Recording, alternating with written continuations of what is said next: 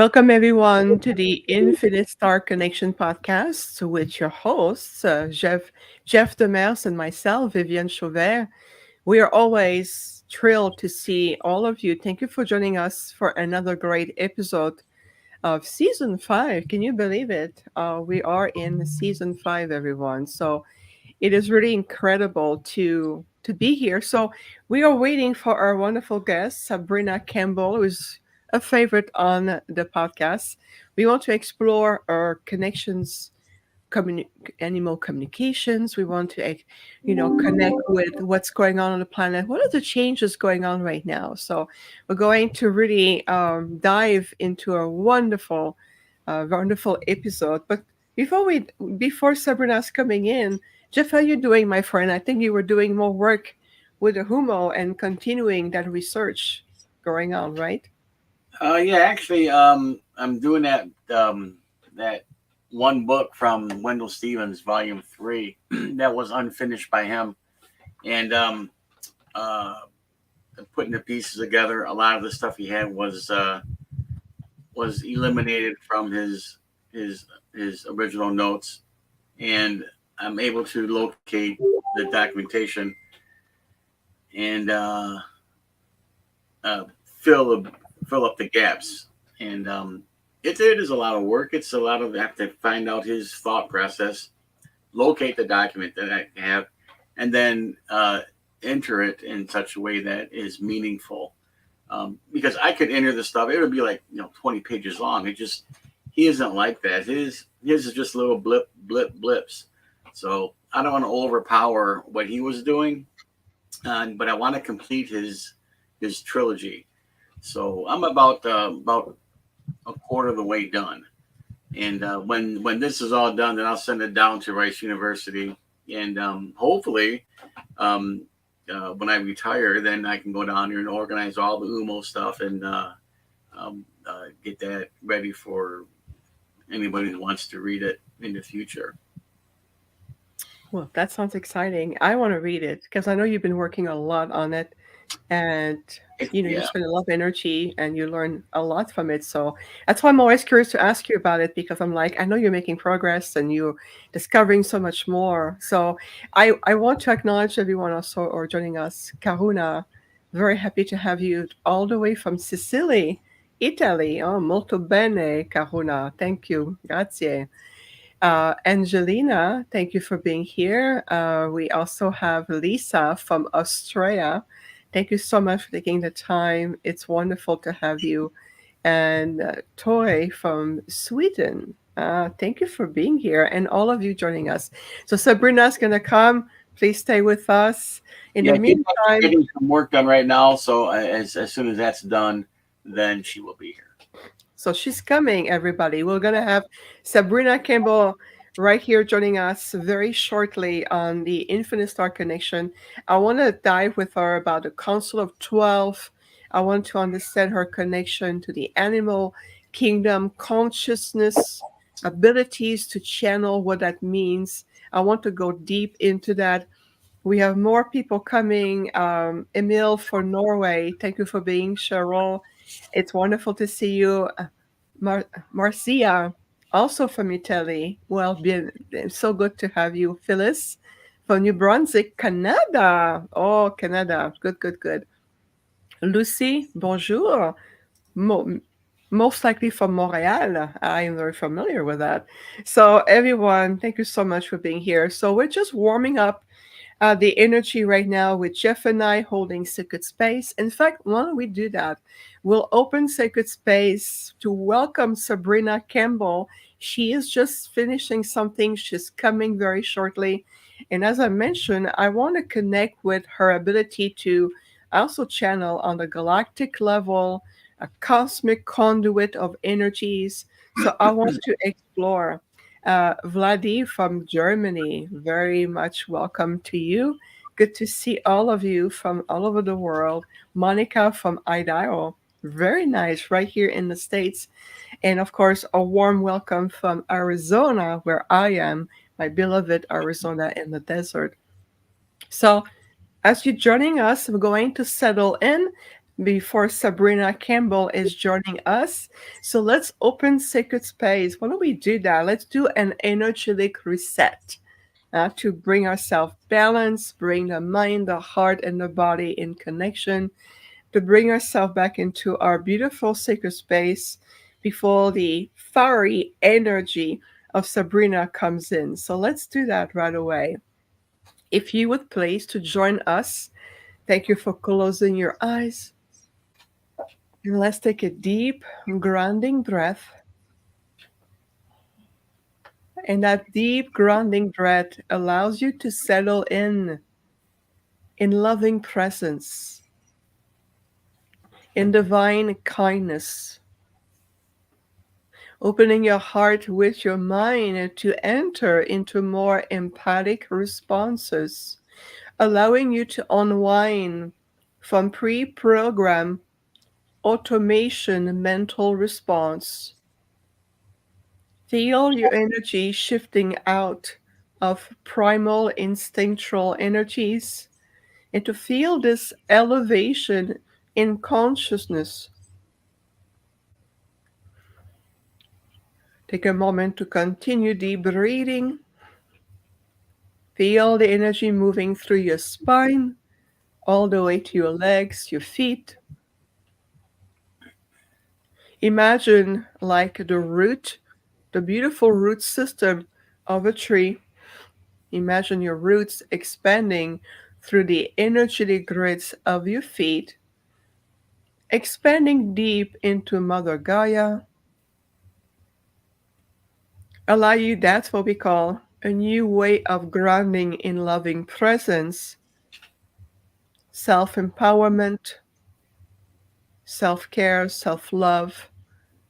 And from there, you can let your inner tree of life blossoming to connect to other life, other consciousness, including the animal kingdom, Mother Gaia, the sacred elements, the elemental kingdom, the mineral kingdom,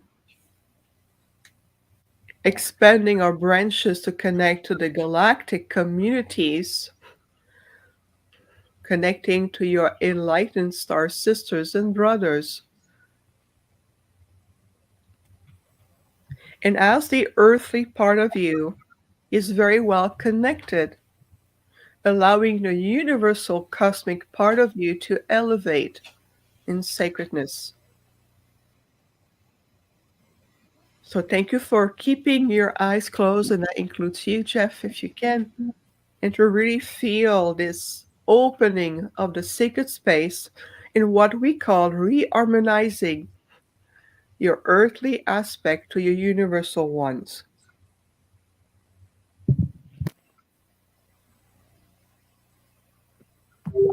Beautiful. Let's take a deep breath in and release. And then slowly bring yourself back into centerness, back to your heart, feeling your solar plexus also open, align with your crystalline core. This is your core of empowerment. Remember that you are an eternal cosmic being of light and you having this human experience. So to be balanced on the earthly aspect of your experience with the universal aspect of you, bring harmony, greater inner peace, higher discernment, clarity, and a higher capability for empathic responses. Perfect. Let's take one more deep breath and release. Oh, beautiful. Now you can open your eyes and perfect. Sorry, I had a little kitty thing going on in the background. Ah, how does it feel? I'd like to hear from you. Lisa, welcome. We have more. Laura, my dear friend. So good to see you. Demi, oh, my dear Demi, thank you for being here. Alwill, thank you for Berlin. We honor you. Fly Sky, checked. That's incredible. And more people from Australia. We are very grateful to have you. So what we just did, it's opening in a very simple way, but very potent, opening sacred space. So you can really apply what we just did to everything in your life. And that sacred realignment of the human aspect, Earth, Mother Gaia, conscious connection, give you a foundation. And as you're expanding on the cosmic universal level, you can really feel how much you're connected to all there is. So just a little something you can work from. And without being said, the timing is impeccable. We will now welcome our dear guest, Sabrina Campbell. Sabrina, we've been waiting for you. We just opened Sacred Space. We did a breathing technique. You arrive at a perfect timing, my dear.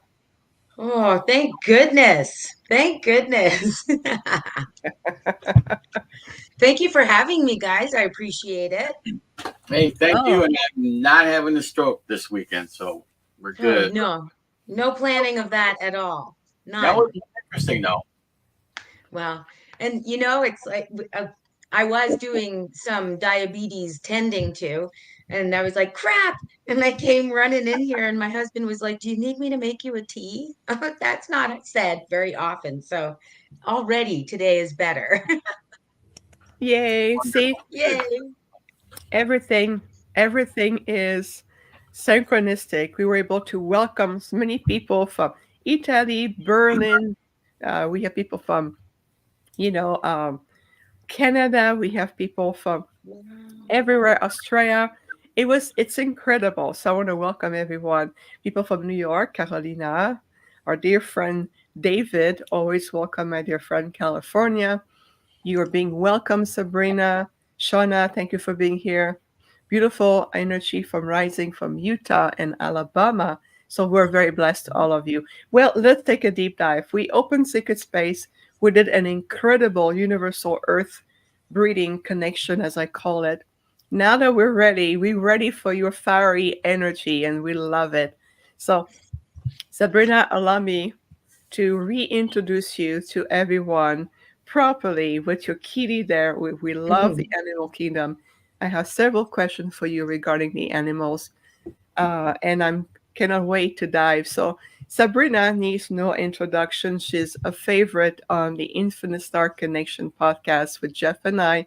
But just allow me to give you a glimpse of her natural gift and ability, right? So Sabrina has many talent. Of course, she's a beautiful wife and mother, both for humans and pets, and I love that about her. Sabrina has an incredible journey when she's discovered truly her gift, her ability. I personally love your fire energy, and I was we need that fire energy right now. You have also ability as a psychic, talking to the higher self, the guide, mediumship, talking to people who pass on onto the higher realms of light, energy communication, to talk to beings from all areas of the cosmos and many dimensions, many guides, angel communications, talking to your guardian angels or archangels. I love that. And my favorite, personally, animal communication, talking to our beautiful animal kingdom, both who are in physical body and out of body. Of course, you're taking Reiki. You have a lot of ability with you to feel energy, to connect, to detect what has been blocking, what's going on, being able to demystify what's happening for people, getting messages, communicating higher truths. But you're also connecting with the Council of 12, and I want to dive into that even more today. Your ability is phenomenal, and welcome, Sabrina. Thank you. You always make me sound so amazing. Every time I hear your introductions, I'm like, wow, See, thank you. you're welcome. It's called empowerment, and that's something we believe strongly here. Yes, Empowerment, everyone, right? absolutely. Absolutely. That's what this little one in my lap, you can't really see her, but Bean, she's she's my witch's cat.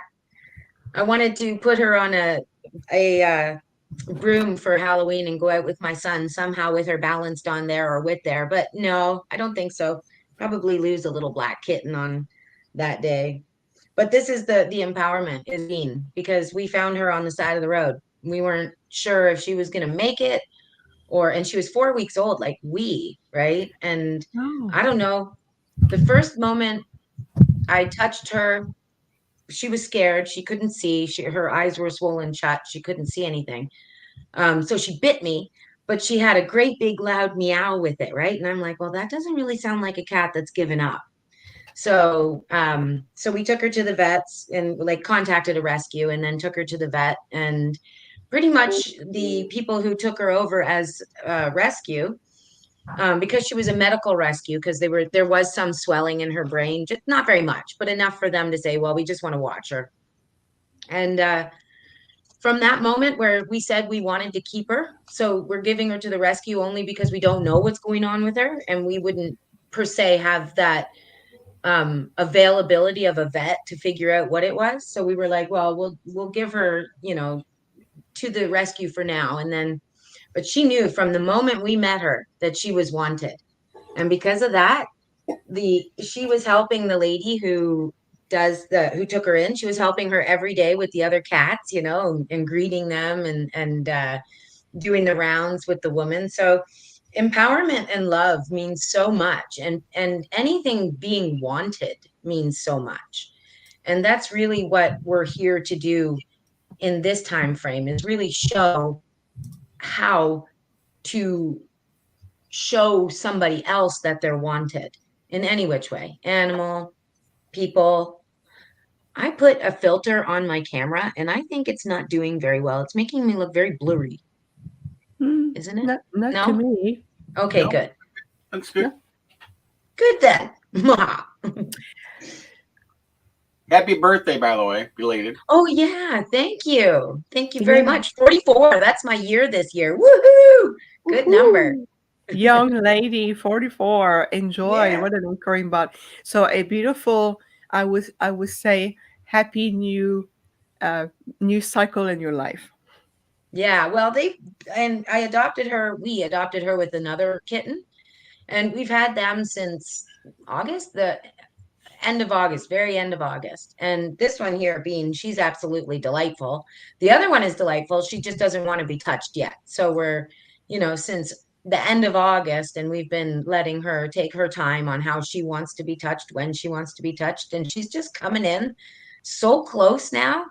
So, and it's a reminder for everybody in our family that just because there's an animal in the house, it doesn't mean that it's there for our wants. And, you know, we want to pet the animal. Well, that's fine, but you can't because she doesn't want you to.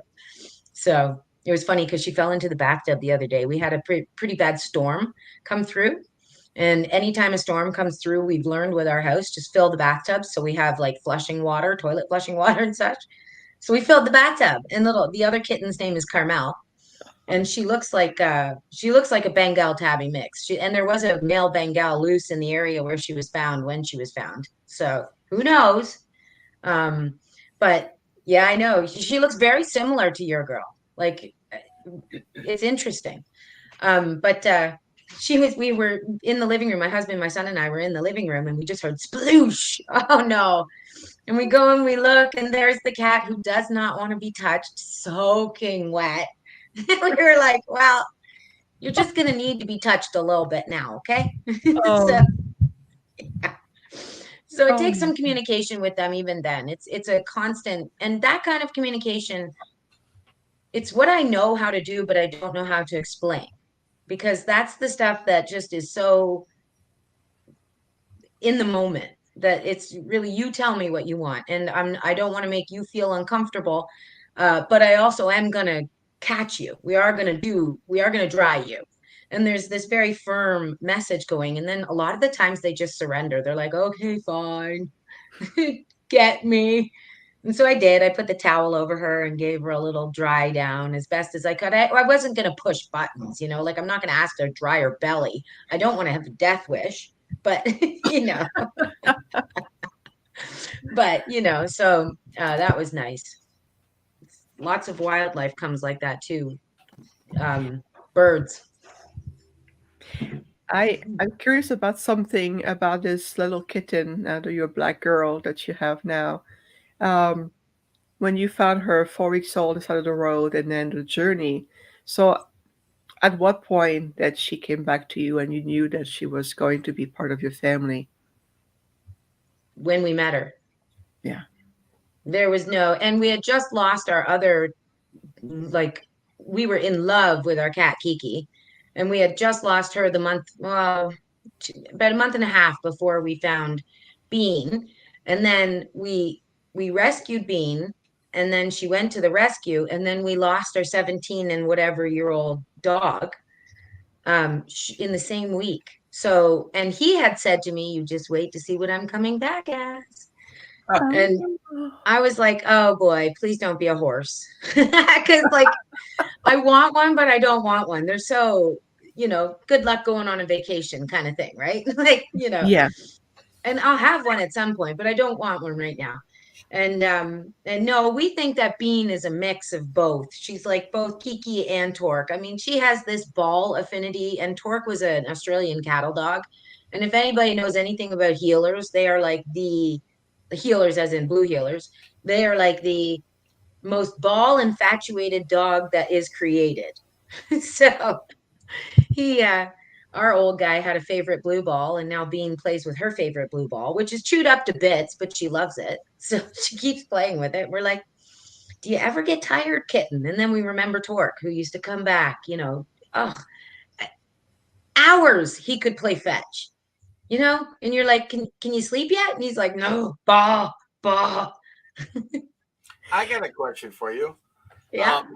When, as a for instance, if somebody in the family passes away, okay, and you have like a dog or a cat, whatever, can that dead person like go through the animal and communicate with the family?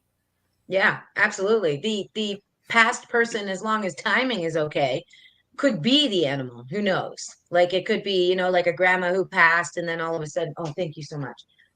You're awesome. Thank you. I got my tea. My tea. It's a huge cup. It's like a thermos. But if the timing is right, say grandma passed away and then you got a puppy, and the puppy and grandma sort of lined up, then it could very well be grandma spends some time or is in that soul or in that body. There is no lining. There's no nothing. Like nobody has to earn anything to go from animal to human. Things that are human or animal first are far more enlightened people than people who have just been people. Um, Not many people can remember being plants, which is sad because that's where we get a lot of our wisdom from. Our I don't even know how to explain it. It's all that integrated wisdom that it's why it's so easy for us to learn that, a tree's roots reach out, and some people believe that there's tap roots with trees. Well, they're finding out that there isn't any tap root. It's just really the trees reaching out above the hardest layer of ground, but then also close enough to still get some nutrients from the grass or the rain coming down through the grass and such. So like it's all intertwined, and when we're trees and plants first, then we come out being like so brilliant. It's like where did you come from? Kind of brilliant. So yeah, we can definitely, and they can step in and out of absolutely what you were talking about, Jeff. A person who's past can step into, even animals can step into living people and animals.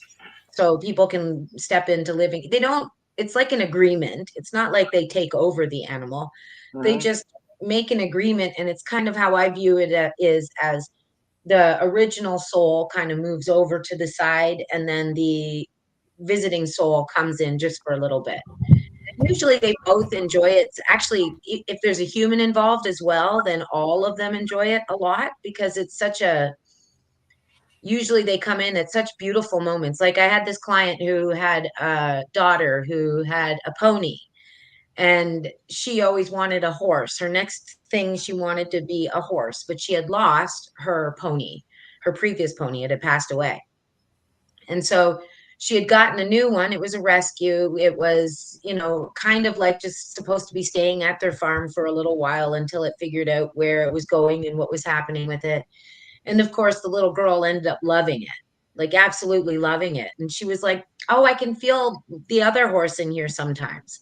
And so the mother wanted a reading to see if her kid was crazy or if that was really going on. And I was like, "No, that's totally." And I had said it before the mother had asked about it. So this is how they do the proof now, is a lot of the times is they'll give me information and then they'll be like, "You say it," like to me, and then I will say it, and then they'll be like, "I was just gonna say," and it was going to be something off the wall, like, you know. I feel like maybe sometimes the previous horse walks into this horse and there's an agreement with that. And then your daughter gets to feel what it was like with that much trust and love. And she gets to have that glory ride and many times. And then the mother was like, "I was just going to tell you about that. I was going to ask you if that's possible." And it totally is. And it's not just possible. It's so enjoyable because it's such a safe and warm kind of nostalgia. You know, uh, there's nothing weird about it. It's just so natural, organic. Yeah, yeah, That because I had a dog that I rescued for about 8 months, and he finally passed away. But his name was Prince. He was a little Bichon Frise, and that dog for these last few months was with me everywhere I went.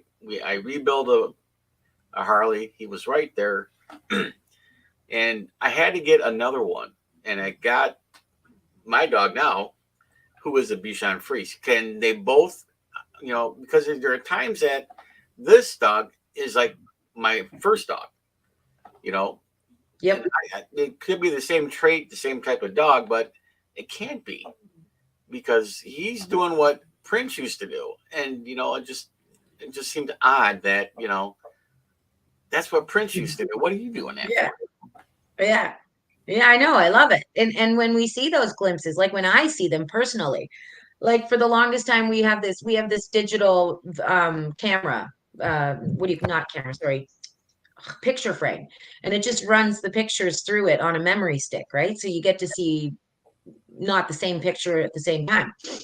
Well, for a while after Torque, our dog, had passed away, that's the only picture we saw on that frame. It just kept on going to that one specific picture of him looking up at the camera. He still had both of his eyes because later in life, well, tell you the truth, it wasn't really that much later. It was really when he was quite young. We had to take his eyeballs out. And but on this one picture, it would go and show his handsome face, and then it would freeze. It would just shut the thing down. And we'd be like, "Yeah, you're just too handsome. That's what it is." And we leave and we come back and there he is. So it's so many different ways that they can show themselves to us. It's like I feel them all a lot of the times. Like my mom's dogs, every time I go downstairs, I can feel one of my mom's dogs pass by me. Not every time, but a lot of the times. And it's just become so familiar now that it's like, "Oh yeah, here you are. Yeah, I You're know. here." Yeah, that happens with the Ponte here. They're around so much. It's like, okay, just don't stand in front of the TV. I don't Yeah. care where you go. Yeah. Don't make it blurry. Yeah, really, yeah. well, this is very synchronistic because I just discovered that my Bengal girl, my cat, my majestic Peanut, that she's very famously known for the tail on the screen, Yep. um, that she was carrying another soul. There was two soul aspect coexisting, her own original soul energy, and the one of her brother who passed away almost 3 years ago now. Yeah. Um, her big brother get who took he took her in when we got her when she was 8 weeks old. Jimmy, my beautiful teddy, he was like a teddy bear of love, Yeah. white, orange, just a teddy bear. He was just going and he was talking to me and he was just pure love. That's what his mission, just to emanate that energy of love. So when he passed away very suddenly, because the soul has an opportunity and he wants to continue to evolve, and I told him, yeah, I get that. Mhm. Well, an aspect of him stayed with my Peanut. And a few days ago, I discovered that for almost 3 years now that her behavior was in a certain way, that because she had those two soul aspect, sorry, cat hair, two soul essence coexisting, sorry about that, coexisting in one body. And Yeah. then it was time for my boy, for Jimmy, Soul Aspect, his brother, to shift and move forward and move on. And it really shifted the Mhm. energy of Peanut. She's a little bit more tempered and a bit more calmer. She will let me touch her a bit more. It was less, difficult for her. And I know and thank you, Laura, my dear friend. You remember my Jimmy. He was just a teddy bear of love. I mean, No. he is this big lyran being in his original form. He's like a sunlight. He beams out energy, and Yeah. he told me that he's helping me amplifying the light that I bring to the planet. And this is why he wanted to move forward in different form. But I want to Mhm. ask you something about the animal kingdom. I know you have a wonderful gift and relationship with them, Sabrina. And I see more and more, I see a distinct change in the animal kingdom, whether it's our companion at home, whether it's farm animal, whether it's ours, whether in nature, whether it's, what they call street dogs or cats and animal all over Mhm. the world. Something is up. Do you get any Yep. sense, message? Okay, please do share. Oh, so much is up. There is so much happening on this planet right now that is super hyper positive, but we don't know about it. And we're not gonna until, right? So the animals do, and the animals can feel the vibration of again, the Schumann resonance is rising. How does a resonance that's been the same for how long rise without there being the room for it to do so? Right. And so if our average resonance Are you is asking me rising, why? yeah, well, I'm no, it's a rhetorical question. And it's rising because there is so much emotional mud and murk that has been sifted and worked through. And with this mud and murk, this emotional mud and murk that's being sifted and worked through, it's giving space for all of us to be able to move into that emotionally intelligent part of ourselves. And we are not able to do that unless we begin to delve into our deepest parts. And right now, for most men, delving in at all is the deepest part. So we're needing to support a lot of our men. And with that, the animals are like, there's so many men that I know that have gotten animals on their own, which normally they wouldn't have had animals on their own. Like their girlfriend or their wife or their mom always had the animals, but now they're getting them. And I'm like, of course we are, because we're all moving to this point where we need that reflection in order to make the immediate changes that need to be made in order for us to move up with that resonance. Because unfortunately, if we don't move up with the resonance, something else happens. So when the animals, not when, but the animals are doing a lot of work right now to support us in being incredibly reflective. So like people will get the animal that they think is wrong for their house. Like our kitten Carmel. I didn't think she was wrong for the house. I trusted the people who were giving her to us, but we had never met her. And they had said, well, she's a little bit skittish. And I had said, okay, I'm laying it out. We yell when we communicate. I don't mean that we yell at each other. I mean, I yell from one side of the house to the other. I learned that from my German parents and grandparents, right? And my husband does the same. And my son does the same. And my son is a 12-year-old almost boy who bangs and smashes and stomps his feet real loud. And so I made that very, very known, because it's not so much who I'm talking to, it's more for Carmel. Like, you say whether or not you're okay to come into this. I'm laying it up. It's all out for you. And she said, no, I'm okay. I'm okay. Because she wanted love. Mm-hmm. And so every day she's reflecting to me how the softness and the frankness that I bring into this house because of my being who I am is helping her to move forward. She's not saying, please always be quiet. She's not saying that. What she's saying is I need to work on this. So just continue doing whatever, but don't focus on me. Like in those moments, don't look at me. Or like when I'm doing this, when you're yelling to find out where Steve is, like I'll just yell at the door, or I'll yell in our kitchen, Steven.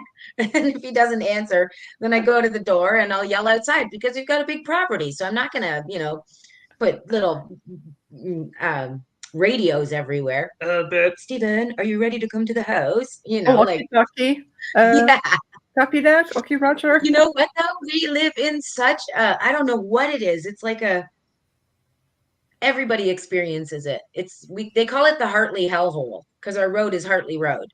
And there's very little cell reception that you can get here. There's very little, like, everything is garbled. So it's like, even if you did have a radio, you'd be like, there wouldn't be anything that came out of it. So, but yeah, in the long, or in the short part of that long response, they're very much doing what we need them to do and reflect back. So I was saying, if somebody got a cat that was really sensitive to noise or really sensitive to fast movements, it's not because that cat needs to become totally used to it, although it probably will. And it's not because the person has to become so opposite of what they are, so light on their feet and whatever this cat would feel most comfortable with. It's not about that. It's about meeting in the middle. It's about that whole giving and taking. What can I give that equals my take, because I really need this from you you know Right. No, that makes sense. And I really believe at this point of evolution of where we are, especially in these timelines that we're in right now, and there's a distinction in the rising of the human consciousness, planetary vibrational frequencies, the new grid system. There's a lot of movement, a lot of purging, whether it's historical, political, Mhm. government structures. I feel and I want to know your opinion about this based on your experience and gifts.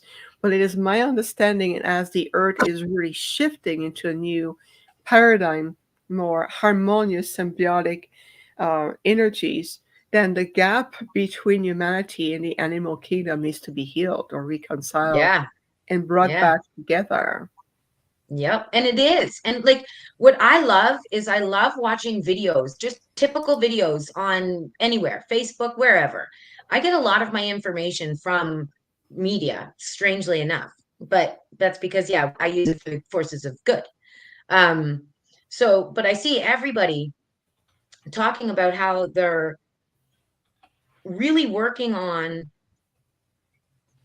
um like softening themselves. This is the best word I can find, is softening, so that they can, like, when I was going to say, when I watch the videos and I see somebody comment about how, I mean, I'm going to paraphrase, they are saying, I mean, it's nice to see an animal doing something with people, but, probably wants to be out in the field or something like that, right?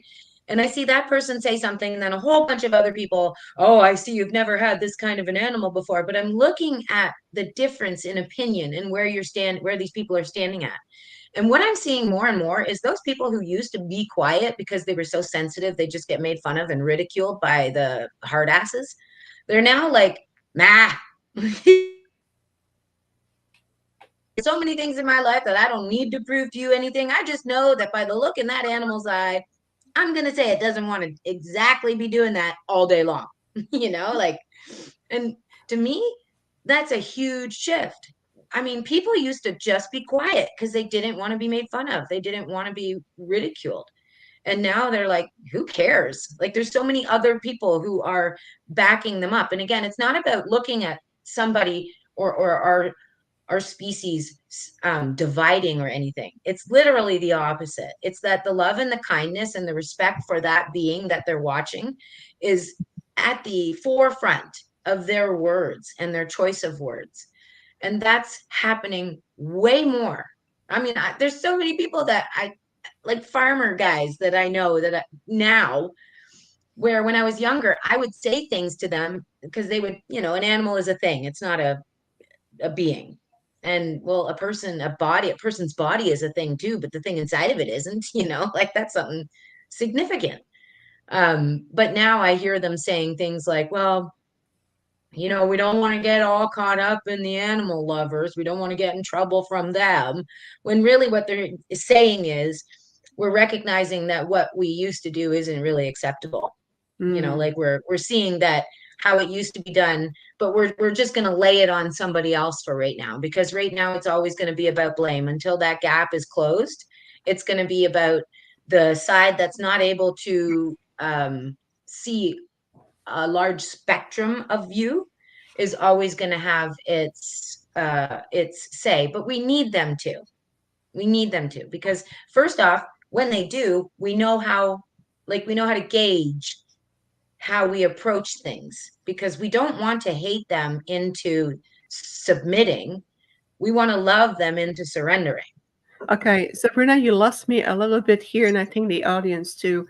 Who are you surrendering to? And can you a little bit synthesize a It's little bit more more? frequencies, like people at certain frequencies. So like lower frequencies will be those who are closed-minded to animal welfare, or it doesn't matter what. It can be like anything, a pet, a farm animal, a wild animal, like we're talking about, any of the Right. animals. If we're operating at a certain frequency, and I only say they because I don't I don't go down there very often to that frequency because I don't want to. I would rather have a conversation with my animals than see them as some things. So whenever I say the they, I'm saying the they that isn't open yet to the point where they can see that we see an animal as an actual person, like Oh, it's okay. equal. So if I'm understanding correctly, you're referring to those people overall whose consciousness has a lower level, heart is Hmm. shut down, and they perceive animal as a thing that can be disposed of the way they see it fit, Right. which that's the gap that needs to be healed. Very I much agree. so. Okay, good, Yeah. good, good. Thank you for that. Yeah. Plus, it's you said something important too earlier about blame, and I think that right now we are in that energy where the people, whether it's podcasts, whether it's content creators, whether it's news, there's a lot of what I call the tennis ball game, a lot Yeah. of back and forth, blaming, pushing outside of itself or oneself, or instead of looking at, okay, what is that, where's the ownership in all of this? What is it that I am shifting? Things are coming, I'm purging instead of throwing the ball at somebody else or blaming whether an animal or Yeah. somebody else or an event. And really, what they're doing is playing squash. They're just throwing the ball at a wall. Like it's not even really anybody, because you have to catch that ball in order for blame to be laid, right? Or taken, blame to be taken. So the blame thing I feel is it's because we have been conditioned to step out of accountability as a species. We've just learned how to just not ever be the one who needs to change, work on something. It's always going to be the next person. That's conditioning. That's not real. Because when we're children, when we get hit by somebody, say there's no influence coming in, just two kids playing, and one of the kids hits the other kid. There is no blame. They both know what happened. there's no there's no need for blame because one is accountable, one is not. And so those two kids would then, I'm going to assume, but the kid who gets hit, I'm pretty much is going to say, ow, why'd you do that? And then the other kid isn't going to say, most of the times that I've seen, they're not necessarily going to say, I didn't do it. What did I do? Most of the times they're going to be like, I don't know. I don't know. But Right. they don't care about who is responsible. It's more just let's figure it out. Why did it happen? I know what you did. You know what you did. Why did it happen? So Yeah. this is Yeah. what we're missing. And I agree with that. I feel that that brings up a deeper, more ancient roots, and it's even in the DNA, the old DNA template about the fear of persecution and being blamed and the fear of being punished. And I Yeah. think that from in this a galactic historical perspective on this earth, That goes back all the way back to the Anunnaki with the DNA manipulation, the gene of obedience, fear, higher authority. So, of course, we're being programmed as children to, if you do something, you're going to feel the consequence. So, instead of teaching, like you said, let's see what we trace the steps, what happened, what solution can we implement. Let's learn the lesson and earn the wisdom, like we always say. So that's a Yep. really good point you're making, Sabrina. Thank you. Well, and you're welcome. And thank you for asking that, because it's a very it's like a pathway to where we're wanting to go. It's acknowledging, and again, the enlightened ones are about the only ones that have the space available to be able to ask themselves why they chose to view something a certain way. So say somebody comes in aggressively at me, excuse me, I'm not going to say, I mean, I might initially say, whoa, what's your problem?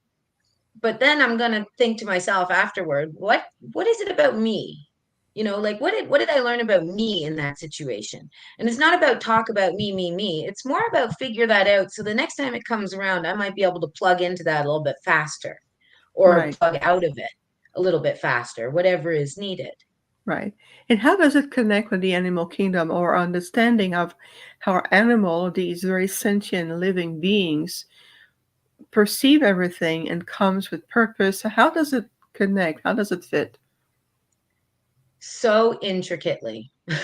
Very, very, it's like a puzzle piece, but the fitting of them is I'm trying to find an analogy or like a metaphor for that, and even that is difficult. They are all of the wiring in between the wiring. They're the like autistic children and animals are so close in their understanding of how to move things through this earth. They're so capable of um moving information instantaneously from one spot in one universe to another spot in another. And that's why like autistic children have so much um they have to focus so much to stay here, because that's not their purpose. Their purpose is not to be grounded here. Their purpose is to have a ground in here, and then also send information out to so many different universes, so many different planets, so many different star systems of every variety. And I mean, and anybody holding that much wisdom inside of their, going through, not holding inside of, but that much wisdom going through their body is going to have something that's not the same as what's perceived as typical, because that's a lot of information. That's why they have, like, they can just pull stuff out of nowhere, and they know it, and they know the information from it because it's passing through them all the time. Right. So, and them and animals, the same thing. This is why when we ask our animals, when I ask my animals, you know, like, what do you feel I need to work on? And they'll just boom, immediately show me a memory from wherever in my life, because they know that's how I operate. So they kind of weed out the memory, they find it, they allow me to hook into it.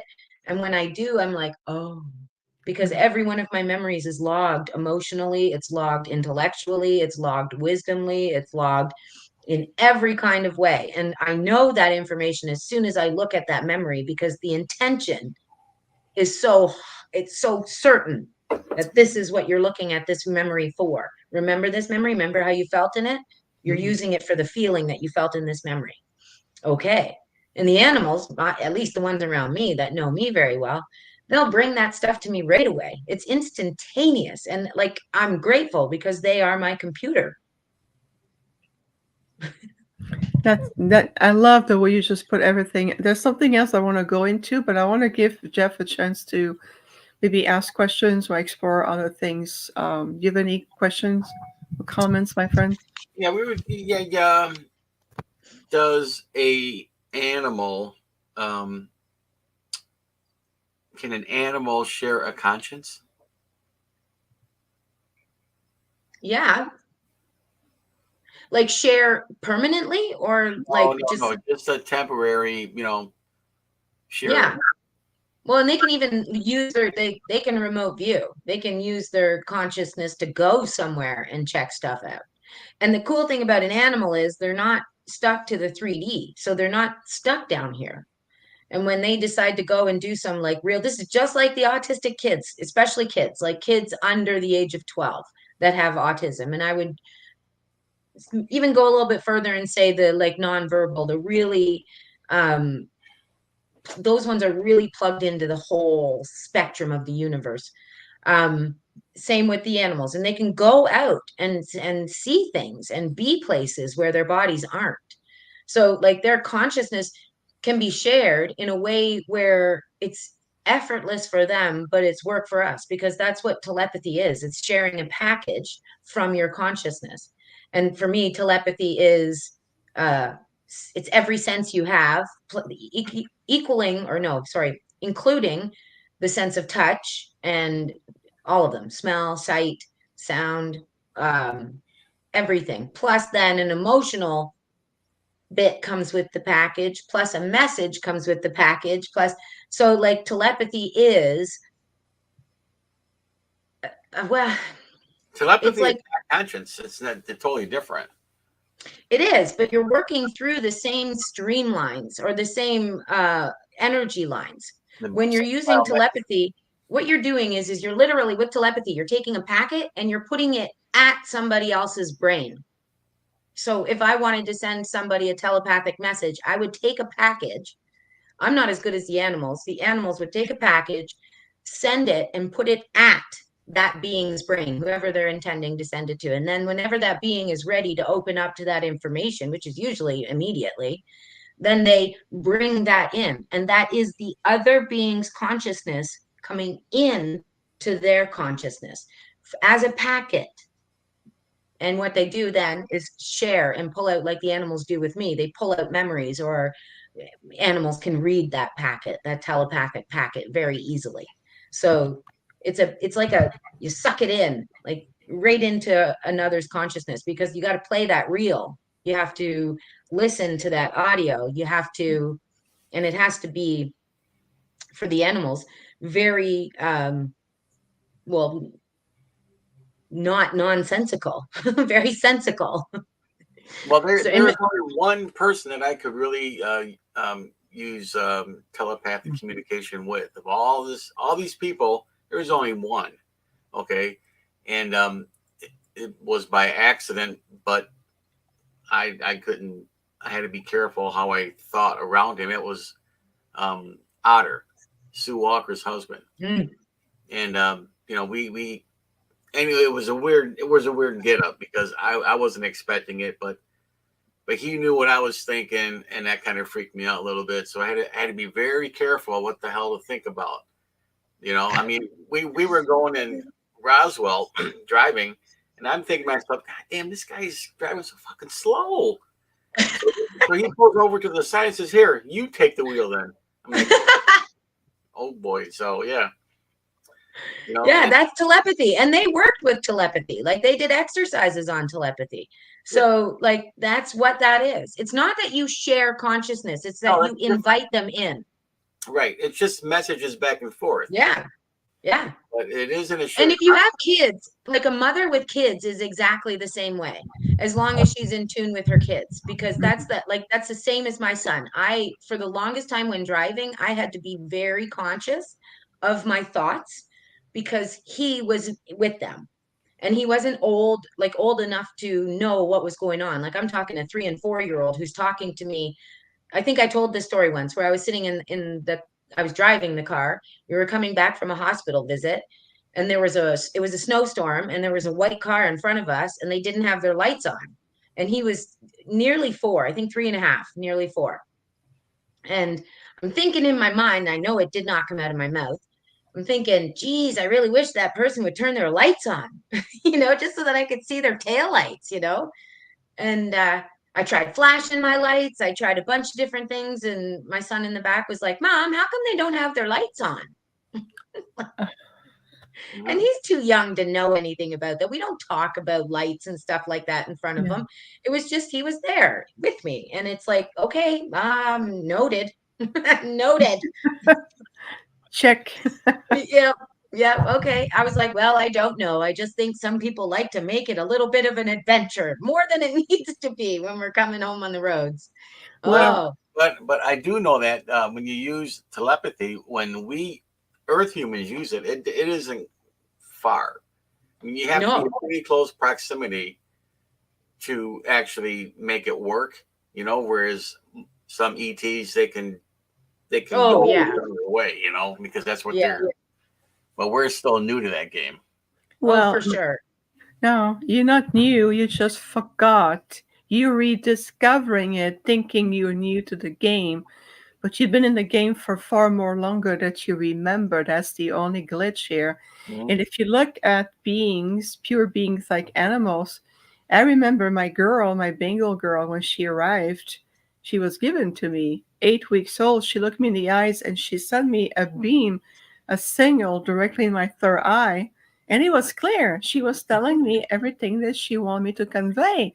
It was that I was chosen. I'm going to be the one taking care of her, and I want her. She wanted me to feed her now. Everything was conveyed very clearly, but the thing about that, there's also telepathic receptivity. You have to be receptive. Hmm. Uh-huh. There we go. That's the key, is it not?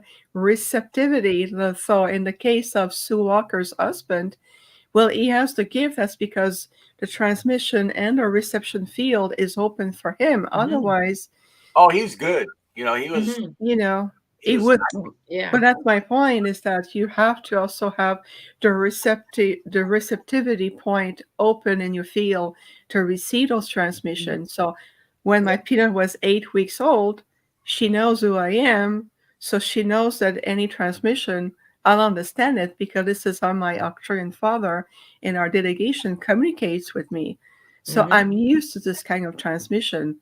What I found challenging is using my jaw and my lungs and my throat all the time to communicate verbally. That is challenging. Whew. Don't you give up? I do this. That's how I walk around my house. My cat just like Bean will be somewhere and she'll be like, and then she'll, boop, boop, boop, boop. I can hear her little footfalls running all the way over to me.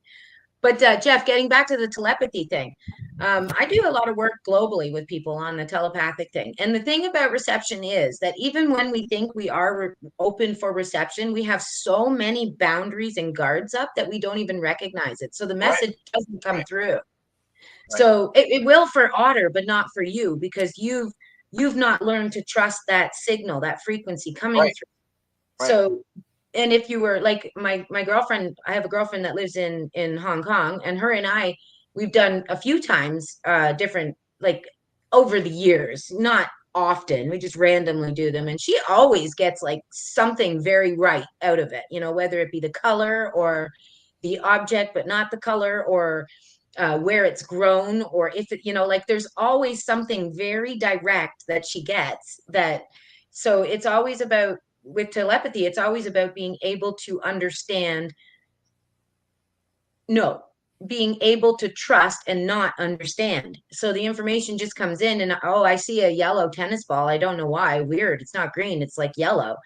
And then somebody will say, the other person will say, well, I was thinking of one of those little yellow ball flowers, the ones that are yellow and they're balls, and so you have this one one piece of information going out, but if the other person doesn't have an example or a blueprint for whatever that means, or like an experience, if they've never seen that flower, like I know what the word edelweiss means. I've never seen a flower, the edelweiss flower. So if somebody were to send me specifically an edelweiss, I'd be like, cool, it's a flower or something, like I wouldn't be on it that unless we were Right. doing the work together and planning on it. But the telepathy is, if you can speak with animals, if not if, we all can speak with animals. It's when we're aware that we're speaking with them and that they're speaking back that we recognize that we've been doing telepathy our entire lives. We speak to each other with telepathy. The problem is that we've only ever been giving and not really opening, like we were talking about, opening up to receiving it. So we're used to pushing it out, but then not opening up to allow it to come in. So it's like a whole bunch of messages being sent out there and no Yep. No receptacles, nobody open for it. Yeah. That's because there's too much filters, even in what we call the Gaia sentient field. There's just too much either distraction, interference, filtering out. So the Yep. signals are there. It reminds Conditioning. Yes, exactly. All of the above. So I want to change a Mhm. little bit of gear and talk about more on the intergalactic level, because I know, Sabrina, you also communicate with beautiful beings from different dimensions. Um, and I saw uh, something about the Council of 12. So I would like to see, as of lately, working with your clients or even your guides, in terms of the changes on the planet. We talk about closing the gap between humanity and animal kingdom, which is, I feel, it's essential for enlightenment, telepathic or communications, opening to the receptivity, clearing our Mhm. filters. But from an intergalactic perspective, according to your experience for those you've been communicating with, what has been either a commonality of messages or directions or wisdom, or maybe something you can share with us that I'm curious to know? A lot of information is coming through for trust right now. Like so much information. It's undeniable. Everything that I do, everything that I talk about. I did an animal communication presentation at a local library recently, and everybody there was talking about trust, like either they had trust issues in their home and their animal is reading on it, or they're just not trusting some of the job opportunities, or just simple things that are coming their way, and they're not trusting it. And I was like, I think we have to re-look at the way we say not trust. Because what if you are trusting and you're just not going with it? Like, your energy is pushing you, you are pushing yourself in this direction that you want or you think you should go in. And the rest of the universe is like, no. And they put a big wall up, and then you run into it and think, oh, I'm so unsuccessful, I just ran into this wall. And I was like, what if it's really you're successfully trusting and you're respecting the wall that's being put up in front of you, that you are putting up in front of you. And I've had a few people like, oh, I never even thought of it that way. No, we don't. We don't think of ourselves as being able to surrender and move in the ways and the directions that we're asked or directed to move in. We do it awkwardly. We probably look like a bunch of really awkward tin soldiers doing what the flow wants us to do, but we don't know that we're going with the flow because we're so used to feeling like everything that is good and that we want is out of our reach. And so if it's in our reach and it's with us, then it's obviously something we don't want. Can you elaborate a little bit more about that? So, trust is a big label, and I understand that the quantum linguistic field on the planet is shifting. So, I'd like to, can you give us a little bit more understanding about what is the intergalactic beings or the beings that you communicate with really means by trust, and how maybe to help everybody to get reacquainted with a higher version of what trust means, or Mm, it's just, I like to get a little bit more I like that. detail. You like that, huh? Yeah. Yeah, I do. Okay, so right now I'm not really certain who it is. So it's got a lot to do with Palladian, Arcturian, Lyran leadership. Orion is definitely in there because Orion is the one that's up front telling everybody to just step into that darkness. You don't need a flashlight, just move forward. That's what they're saying. Just move forward and stop waiting for the light to be there. You got to create it. And by doing the work, that's how you create it. So Mm. the trust that they're talking about is um, when it seems like something is so bad and it just seems like this is not going to get better. Um, the trust is that it's only there to cause you to get better. It's not something that wasn't planned, wasn't invited. It's that hardship. Let's say somebody loses their job and they don't know how to get back into it, get money going and money flowing. and they're thinking that this is terrible. Oh my God, this, like, I really need work. I need money. I need to pay the bills, like we all need, right? And then let's say that they just keep wanting to go back to this type of a job. So they keep looking for this type of a job in different places, and they're not getting hired anywhere. And they're like, oh no, I'm going to lose everything. And they're freaking out because it's a hard time right now. So the trust in that would be that trust that each time you go up and you do this same knock against the door, it's going to be the same thing. The door's not going to open. You can't, right now is not a time where we go back to the old things, because those old things are not going to be there soon. So if we were like an accountant for a huge firm, I'm just throwing it out here, we're an accountant for a huge firm, and we just lost our job and we want to go to this firm or this firm or this firm. Well, you're going to get not accepted into all of them, even though you're either overqualified, just qualified enough, or at the perfect level of everything. You're not going to get it, because that's not what you're supposed to be doing. Because pretty soon that big firm is going to be gone. So, and I'm not saying that because of definite, it's just things are changing so quickly that we can't count on anything except what we are willing to put forth. So what I'm saying to a lot of people these days is, as far as work goes and as far as life goes, find what you love. No, either. Yeah. If you don't know what you love already, then find out what it is, and then find a way to make money at it. If it's 5 things that you love to do, if it's 20 things that you love to do, then find a way to work for yourself. And I'm not saying don't go out and get a job. I'm saying do things that cause you to feel valuable to yourself. And not valuable to the point where you can only work, you can't take any time off, you can't do this, you can't do that. This isn't what we're working on now. What we have to work on is that trust. So we have to put the intention out there that I want to work, I want to be happy with what I make money doing. I want to, and not just happy, I want to be content. I want to be joyful. I want to have that frequency of support, not being taken care of, because that's what we do, but the frequency of support all around me. That's what I want. And I'm going to find the jobs, whatever it is, that are going to allow that to blossom. I'm going to find the friends that are going to allow that to blossom. I'm going to find the food that is going to allow that to blossom. I'm going to. And my intention from this day forward is to trust all of the things that are given to me, even if that means I have to trust that I know it's wrong. So it's an interesting time, I must say. Are you having mic issues there, Vivian?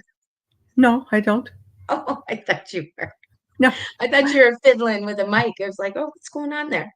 No, I have to monitor the chat room. That's what I do too. So I'm multitasking. So you mentioned something very, very important. I feel like, especially right now, because there's a lot of big umbrella words are shifting, like trust. What does it mean? So much. So much, right? But I want to go back to something you mentioned about more in terms of stepping out of the 3D old paradigm way of I need to find a job to pay my bills, in terms of reversing that is what it really makes your heart sing. What is your talent?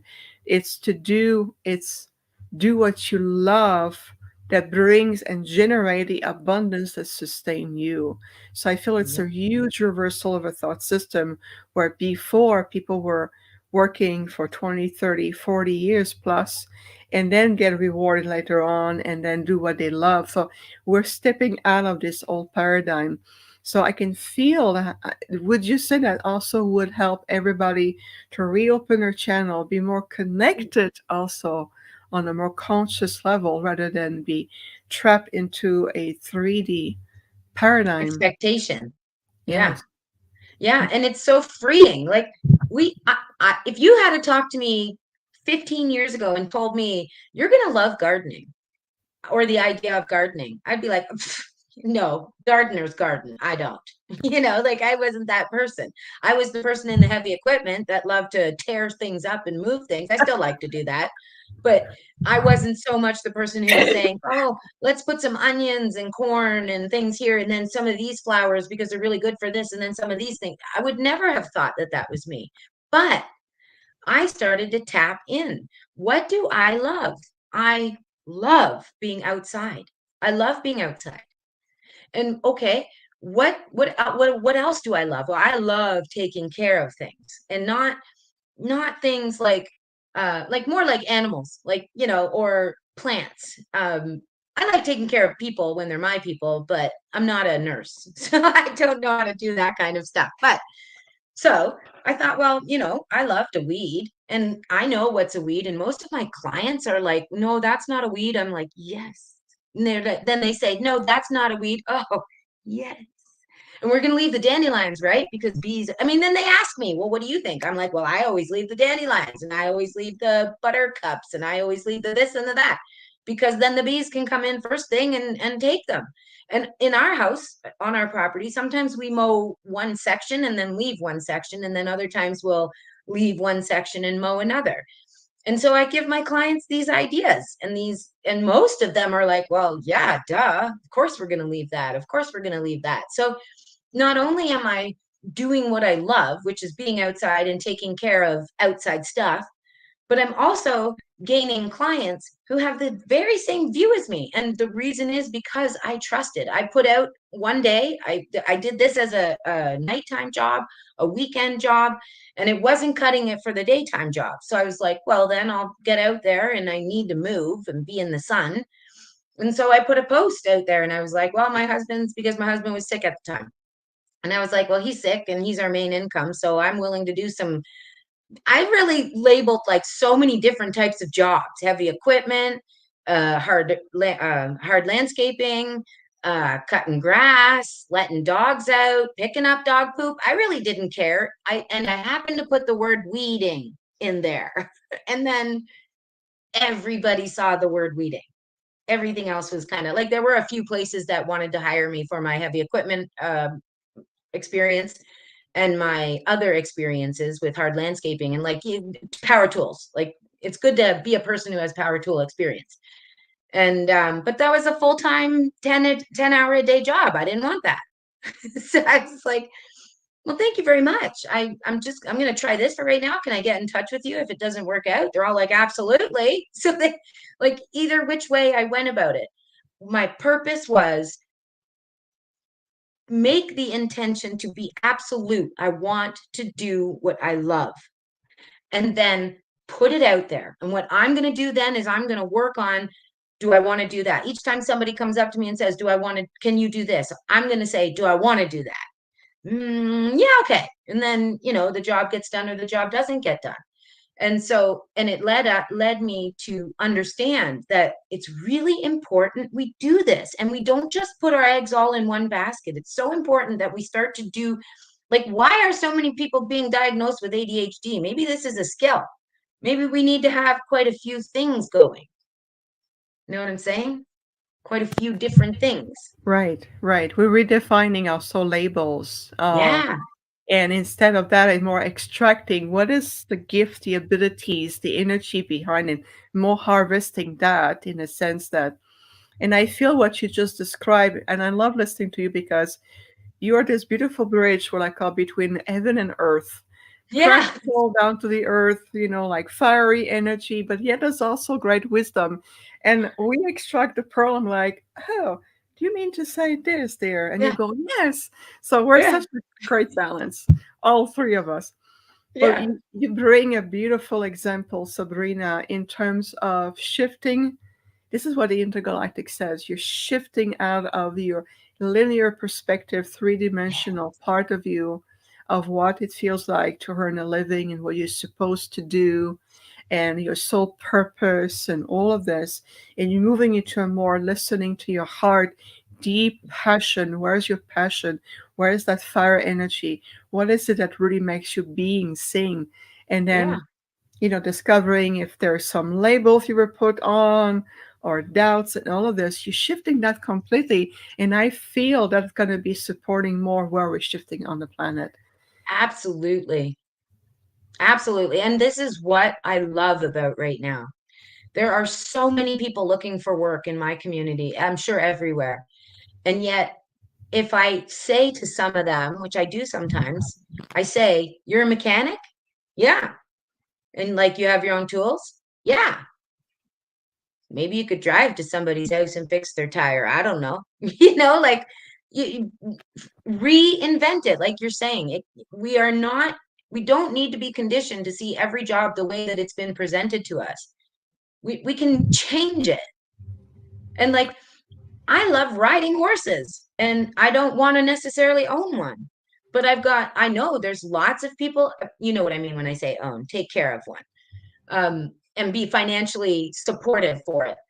Um, but there's so many people out there I know that have too many horses, and they do hold value in these horses. There's so many times I could just throw myself out there as a hire for or a ride for hire. Mm, You want somebody to ride your horse? Here I am. All right. Like right, right. these And are jobs. Jeff, do you have something you want to have there? You're on mute, and we don't hear you right now. You make what you create. Yeah. Yeah, exactly. And if what is out there isn't what you can provide, then be the first to provide it, like whatever it is you can provide. Yes. There's so And much need for people to be real and really themselves. Like even the schools are starting to do that. We have a private school around the area that's starting up in September, and it's a farm school. So it goes by the same curriculum as the public school, which is whatever. And it also goes by um, their own learning. So they learn how to garden, they learn how to fix their tractor, they learn how to sew. Men and boys learn, not men, but boys learn how to sew. Girls learn how to fix the tractor, right? And it's like, well, that's what we need right now. We don't need somebody who's only good at fixing the tractor and then the other person is only good at sewing the clothes. We're making it very, basic here. Because what happens if the person who sews the clothes goes away for a weekend, right? Like it's not practical for a person to be trained in only one area and not expand their expertise or or create their expertise, like find what they are and then do that better than what one did mediocre at a job that they didn't really care for. right. And I see what you're doing. And that means also for those of you, if you want to bring your shaman drum to China, do it. Feel your heart, connect to your heart, trust yourself. Imagine your drum traveling with you. It emanates the light. What is the intention of bringing your drum? Is it serving the highest and the greatest good of all? Then everything going to go smoothly. So we are collectively answering a little something for someone in the chat room right now. And so we're redefining our communication, education, how we're rediscovering our gifts, our abilities. What is the new potential that we're diving into? I want to talk a little bit more about your interaction or your communication with the Council of 12. Can you share about a little bit about this, please? Mm-hmm. So lately they've been coming in silently. I was for a while not seeing much, not seeing many beings, more knowing that they're there and feeling them. And they're starting to come back into my mind as being a being again, not energy. Well, it is energy, but not just energy. Also somebody. And it's funny because grief really does change the way a person behaves, moves through a lot of things. And with this grief, I've learned that um, the Council of 12 is like so grateful to use me as a whatever puppet, a mouth. But I call myself a megaphone for them because they always. And I used to say I'm a mouthpiece, and they're like, come on, there's negative conotones there. You're a megaphone. I'm like, oh, there's not with that. Like, but it's true because my voice can raise above so many sounds. When I worked in a factory, people at the other end of it would hear me because I can open up and just bellow. And they're like, okay, Sabrina, we heard you. And then go back and do whatever we were doing. But anyways, so the Council of 12 lately have finally, well, again, started showing themselves more in dreams and in daydreams than they've been doing in the past 2 years, I'd say. And there's something that happened just last night. And oh, I was in bed. My kitten was going after Bean. She was going after my feet, moving feet under the blankets. Just, that is cat territory right there. And she was doing something. She was meowing funny.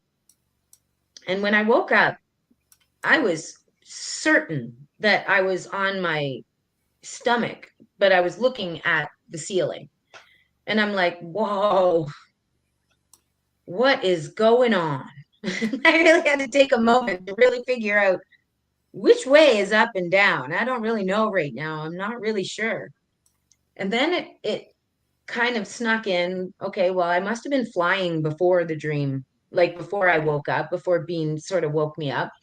And so I've realized now, putting two and two together, and this is what the Council of 12 has been helping me with a lot, is putting two and two together, is that any time that I'm feeling any bit discombobulated, head, a lot of the times for me, it feels like my head is below my knees.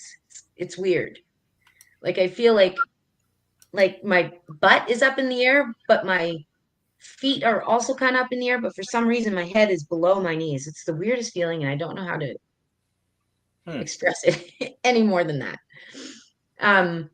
But so this is, I'm learning now. Whenever I come out like that, even if I'm daydreaming, it's because I was literally doing work. Not literally, but I was doing work. And the work, now that's a given, but the work that I'm seeing being done now on the large scale, on the macro, is so much. There's so much. It's like the ground is like moving. There's so much energy moving underneath the ground, through the ground. There's so many that are anchoring, so many people that are anchoring into the core, to Earth's core, to Gaia's core, to her soul, explosive, beautiful, fierce part. And so many women are tapping into that right now. And it's not just specifically women, it's also men who are feminine, like feminine men. And it is the feminine, straight down to the center of that core, just straight in. And they know exactly what they're plugging into, and they know exactly how to pull up whatever it is that they need. And I find that energy, it's like the 12, they're just sitting up there waiting for it all to come up the pipelines and be a part of that energy that they've been putting into practice now for the last, I don't know, 110 years or something like that. So they've been doing a lot of showing me the behind the scenes stuff, not all of it for sure. I don't know if I would have a sane mind after seeing all of that work being done, but they are giving me ideas because they know I want to grow my faith, and I also want to learn more. And they're like, okay, all right, well, if growing your faith means learning more, then let's work on that. Let's do some of that. And so they're showing me small things, but that are huge, especially for the earth and the state of children on our earth. So that's like exciting in a way. Well, that's amazing to hear. And now you got me curious. So, Jeff, you're a man. You're representing the divine masculine, which is wonderful. Do you use the connection of the core of the planet? Do you allow yourself to connect that way, the way Sabrina just described? I'm just curious. No. I knew it. You know? I mean, it's interesting, but I don't do it that way. So, well, yeah, maybe it's an invitation. Mm-hmm. Yeah, tap in with your feminine side. Boom. That's okay. And that part of you needs to heal. It's all coming back together for all of us, whether you're a man or woman, whatever gender you feel more comfortable with, which we honor you, of course. It's all about bringing the divine energies of the feminine and the masculine together, uh, and connecting with the core of Gaia with the Council of 12. It's very Yeah, interesting. but I'm a Libra, so I always strive for balance anyway. And Yeah. I gotta have balance. And the men aren't necessarily here to tap into Gaia's core. They're more tapping into Father Sky and pulling in the balance that way, right? Like pulling it from the top, and we're bringing it up. With the women are bringing it up from the bottom. And that's why we need the men to step into that emotional aspect of themselves. Women and feminine men need masculine men to step into that aspect of themselves so that they can learn emotionally that they're allowed to do all of the things that men have been conditioned not to do. They're allowed to have the same freedoms we are. Again, men aren't the same as us. If we were to say, oh man, you're allowed to cry, just a lot of men don't want to. They just don't want to. It's nothing to do with whether they're able to or not. They're not the same as women. And for us to expect them to be the same as women is expecting failure, because that's not what's going to happen.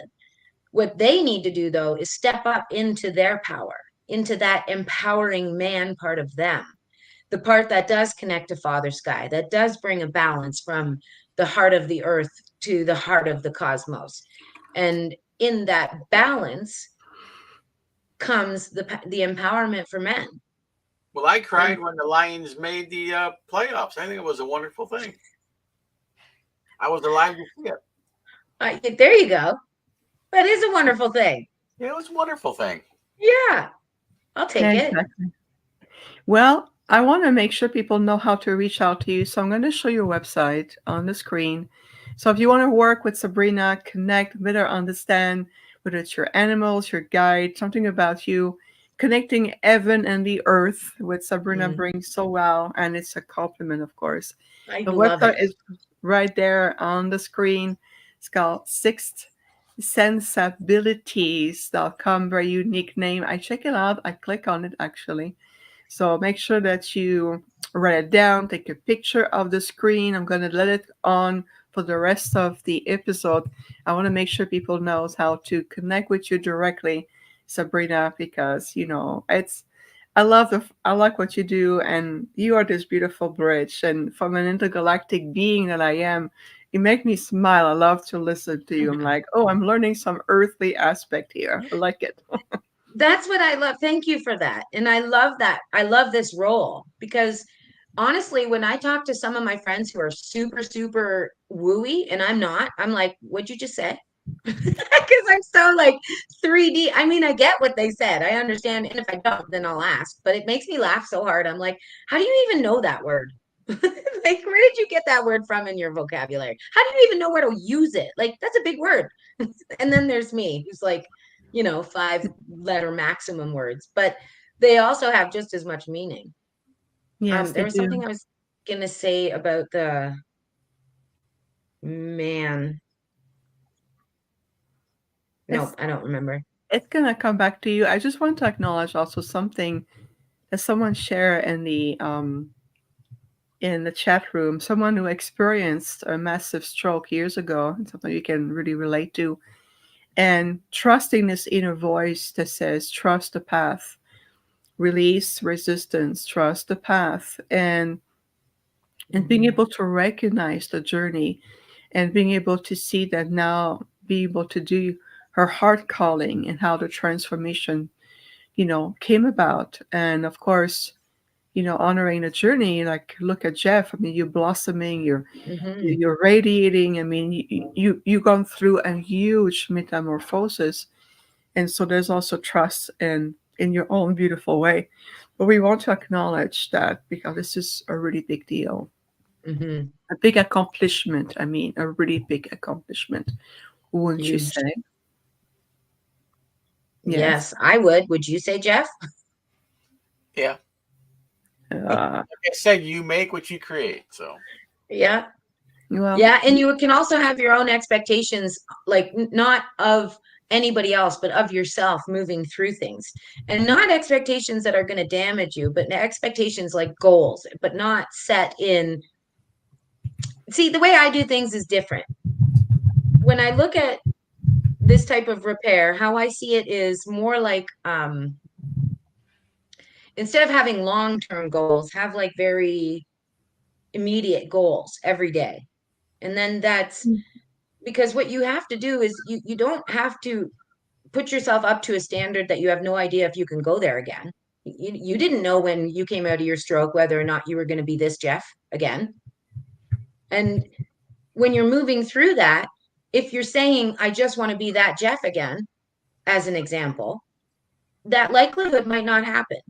But if we're saying, I just want to achieve something today or something every day, there's no definitive line then that you're deterring from if you're not making it fast enough, or you in case somebody from a stroke has some sort of lasting effect on their body, then they're not going to curse that effect as much because there wasn't this unattainable huge expectation that they had to meet over time. It was more they just met an expectation of themselves every day, like small things. And it seems so little, but they're so huge when you don't know where you're going.